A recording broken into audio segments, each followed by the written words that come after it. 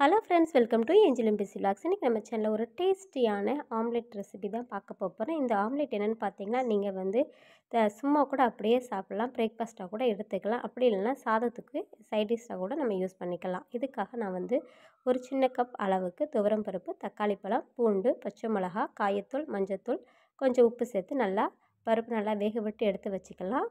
இதை நீங்கள் மிக்சியில் கூட அடிக்கலாம். ஆனால் மிக்சியில் அடிச்சிங்கன்னா ரொம்ப கூழ் மாதிரி ஆயிரும். இதே போல் நம்மளுக்கு அங்கங்கே கொஞ்சம் பருப்பு இருந்தாலே போதும், அப்போ நல்லாயிருக்கும். கொஞ்சம் கடைஞ்சி எடுத்து வச்சுக்கோங்க.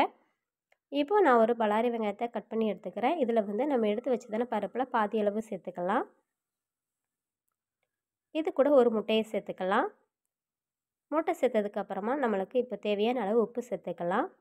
நம்ம ஏற்கனவே பருப்புக்கு வந்து உப்பு சேர்த்துருக்கோம், அதனால் உப்பு பார்த்து சேர்த்துக்கோங்க. இப்போ நம்மளுக்கு வெங்காயம் முட்டை சேர்த்ததுனால இப்போ தேவையான அளவு உப்பு சேர்த்துக்கலாம்.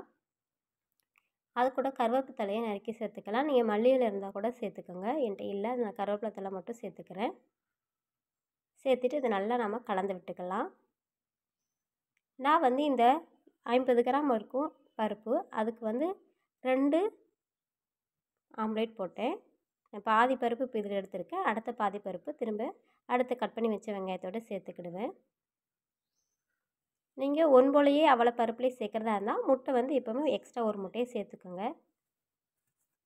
இப்போ நம்ம இது கூட ஒரு 1/2 டீஸ்பூன் அளவுக்கு மிளகுத்தூள், 1/2 டீஸ்பூன் அளவுக்கு கரம் மசாலா, இதையும் சேர்த்துட்டு இது நல்லா மிக்ஸ் பண்ணிக்கலாம்.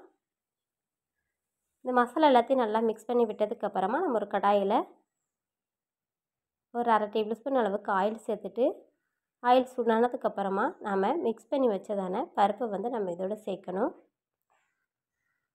இப்போ நான் ஒரு குழிக்கரண்டி அளவுக்கு பருப்பு எடுத்து வச்சேன். எடுத்து இப்போ இதில் ஊற்றிடலாம். இப்போ ஒன் சைட் நல்லா வெந்ததுக்கப்புறமா நம்ம மறுபக்கம் பரட்டி வேக வச்சிடலாம். இப்போது நம்மளோட சுவையான ஆம்லேட் தயார்.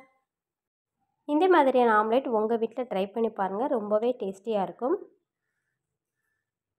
நீங்கள் உங்கள்கிட்ட கேரட் இருந்தால் கூட கேரட் கூட சேர்த்து பண்ணுங்கள், ரொம்ப நல்லாயிருக்கும். இந்த வீடியோ உங்களுக்கு பிடிச்சிருந்தால் லைக் பண்ணுங்கள், கமெண்ட் பண்ணுங்கள். இது வரைக்கும் நம்ம சேனலை சப்ஸ்கிரைப் பண்ணாதவங்க மறக்காமல் சப்ஸ்கிரைப் பண்ணுங்கள். தொடர்ந்து அடுத்த வீடியோவில் சந்திப்போம். நன்றி, வணக்கம்.